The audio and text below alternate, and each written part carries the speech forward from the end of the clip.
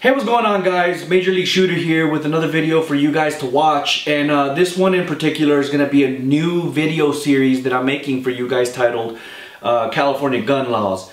Now, what this is going to consist of is a bunch of subtopics within the general topic of California gun laws, this one being the first, and the topic of, or the name of this one is going to be the HSC and what's replacing it, basically.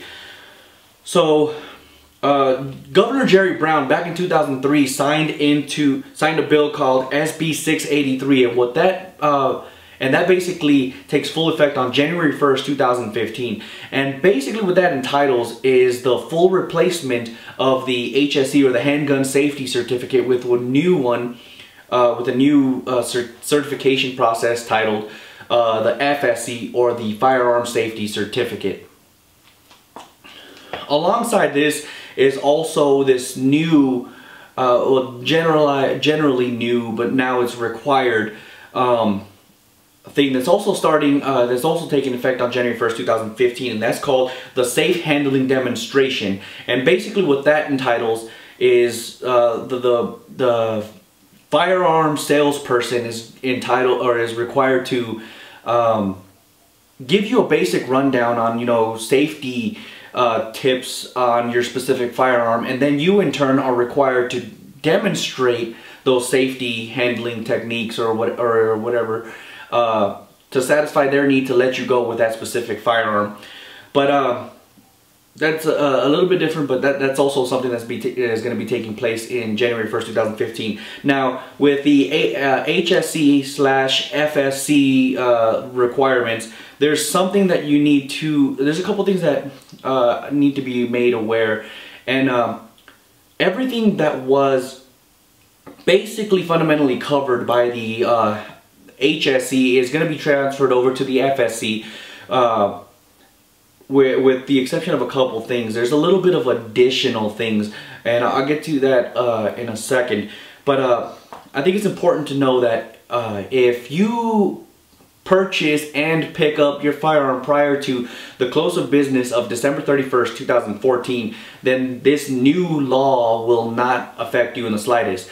But if you do purchase a firearm prior to prior to the close of business of December 31st, 2014, but pick up your firearm at January 1st, 2015 and or beyond, then this will be a requirement for you to obtain the Firearm Safety Certificate. Also, I think it is, you know, needless to say, if you also purchase and pick up a firearm period at any time after January 1st, 2015, then you will be required to obtain the Firearm Safety Certificate. Now,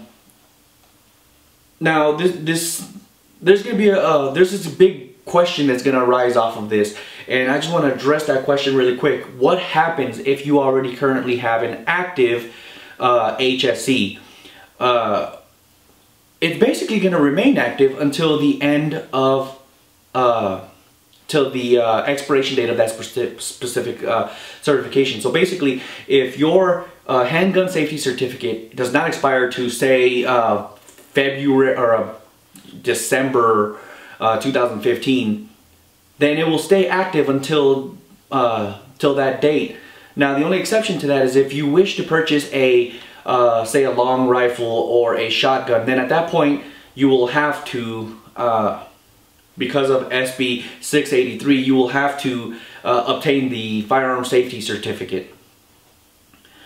Along with this, of course, comes with a number of exemptions, if you will, and all of the exemptions that were covered under the HSC requirement are still going to be effective for the FSC. So if you were exempt before through the HSC requirements, you will also be exempt through the FSC requirements, with the addition to one thing, which is going to make a lot of people, in my opinion, exempt, and that's if you possess a current hunter's license, then you will be exempt from taking this requirement. But for those who don't know, I'm just going to basically list, I got a piece of paper right here and I'm going to read it word for word. This is from the DOJ website, and I'm going to read it for you so that you guys know exactly what they say is exempt.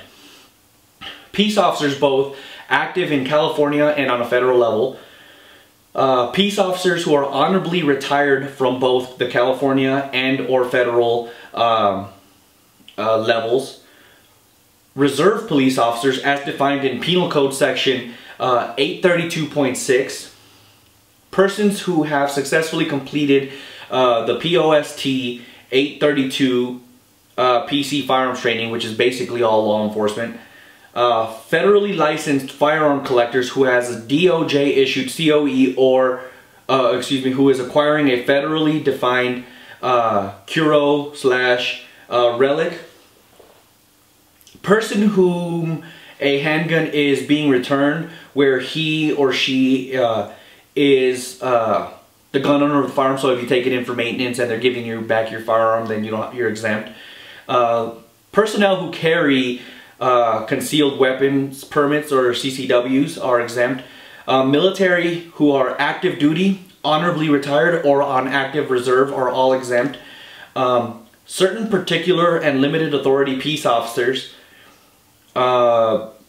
persons who hold a DOJ issued special weapons permit, persons taking possession of firearms pursuant to specific conditions related to operation of law acquisitions, and the last one listed is law enforcement service weapons passed to surviving family members. So those are the exemptions to the HSC and the FSC. Now I just want to end really quick by saying again that the only addition to the exemptions is the fact that if you own or if you are a current hunter's license permit holder, then you are also exempt, and that's the only addition to the exemptions to the FSC.